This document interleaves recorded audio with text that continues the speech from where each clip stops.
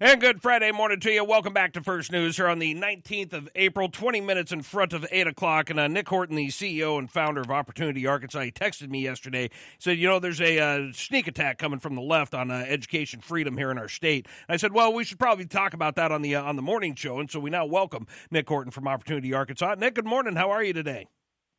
Hey, I'm doing great, my friend. Thanks for having me, as always. You bet. So, Nic, tell us what's going on with this latest challenge to the LEARNS Act, or at least components of the LEARNS Act and educational freedom here in Arkansas.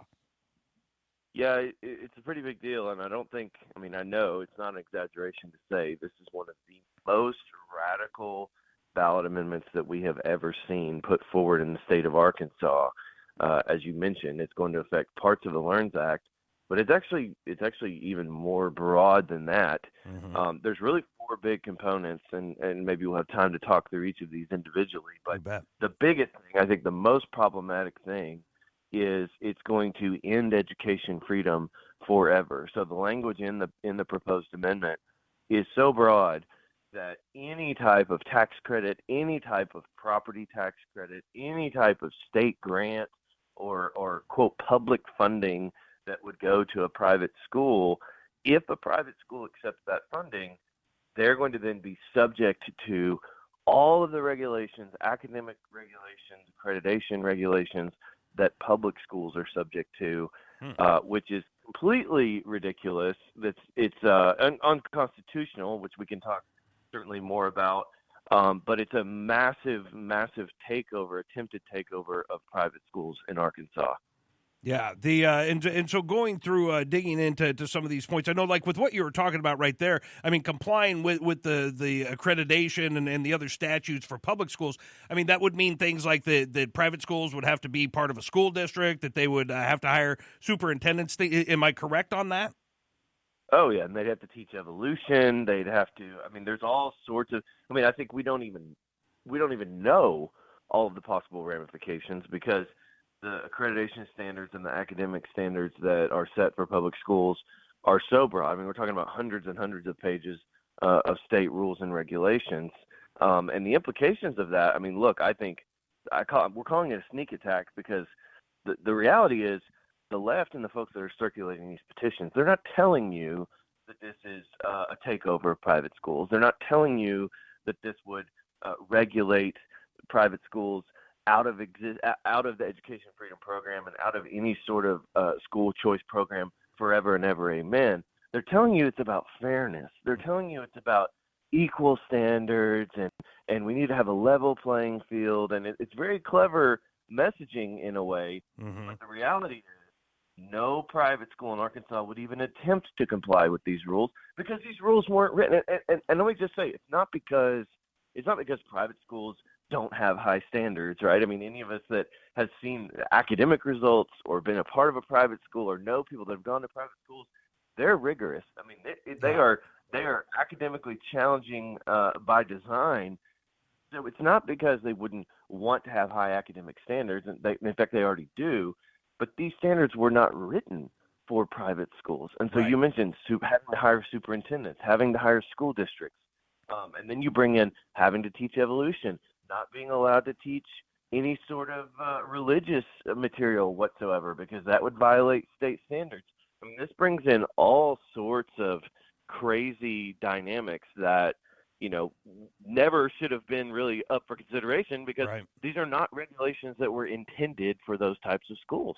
Nic, in the article that's posted right now at opportunityarkansas.org, opportunityarkansas.org is the website. You can see the article right on the front page. It says this would violate the religious freedoms. I think probably getting into the evolution and things like that that private schools would try to comply with. Can you explain more about the religious freedoms part?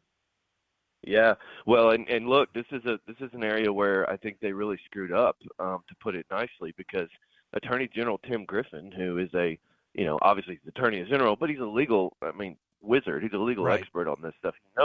He knows what he's talking about, and he has some really top-notch attorneys that know what they're talking about. He warned in the petition process, as the folks were submitting this for approval, as they have to do before they can start getting signatures. He told them, look, there is a lot of case law out there. There are Supreme Court cases. The Arkansas Supreme Court has been really clear. The United States Supreme Court has been really clear. You can't do this. You can't require private schools to violate their religious beliefs. And also, more to the point, and I think if this is somehow, if they somehow get the 90,000 signatures they need and get this on the ballot, we're going to learn a lot more about the constitutionality of this, because Attorney General Tim Griffin made the point, if you put something on the ballot that is obviously unconstitutional, odds are it's not going to end up on the ballot in that case, because the Supreme Court has ruled basically you're just wasting everyone's time. You're putting something before the ballot, before the voters on the ballot, that is never going to stand constitutional muster. And according to Tim Griffin, this falls in that category. And so there's a little glimmer of hope there that if they did get this on the ballot, even if it were to pass, it's not going to stand up. It's going to get thrown out. But I think my message to the conservative movement and to voters across Arkansas is we've got to take this seriously, because it's not just whether you care about education freedom, whether you have kids in private school or think kids should be allowed to go to private schools, almost doesn't matter, because there's also massive new welfare programs that are embedded in this thing that almost no one knows about and no one is talking about. The other side is not talking about because they don't want you to know. They won't tell you, they can't tell you how much those programs are going to cost. It's universal pre-K, it's universal after-school programs, it's universal summer school programs, and then there's this general, assistance to families so that we can overcome the effects of poverty on education. Well, we all want to overcome the effects of poverty on education and on everything else, but what does that mean? We have no idea. It's just a blank check. And this would all, by the way, not just be a new state law, this would all be cemented into our state constitution. This would be a constitutional amendment, and folks need to know that. Yeah, I mean, it means you can't get out of it once you're in. And so when you talk about this blank check that would fund these different welfare type programs, I mean, that blank check is Arkansas taxpayer dollars. Is that correct? That's right. That's right. And look, we've been on a great path to try to start getting a handle on our state income tax and hopefully get rid of our state income tax. You can forget about that if this passes. You can forget about any more income tax cuts. And in fact, we will almost certainly be facing income tax increases if this were to become part of the state constitution. Wow. I mean, and nobody's going to want more taxes at this point. So just to clarify where this is at this point. So the Attorney General, Tim Griffin, he's reviewed this and signed off on it. And so they're at the signature gathering stage right now. Is that correct on where they are with the process of this? Yeah, that's right. They went through several iterations of the language, and look, to be clear, Attorney General Tim Griffin doesn't get to decide ultimately, based on the merits of this, whether it should go on the ballot. Right. But simply, did they meet the legal standard and follow the requirements to get it out for petition signature? And they did that after several attempts. So yeah, now they're out collecting signatures. They've got until July 5th, which is less than 90 days from now, but they've been gathering signatures for a month or two now. And they're going to, by July 5th, have to submit those signatures to the Secretary of State's office for review.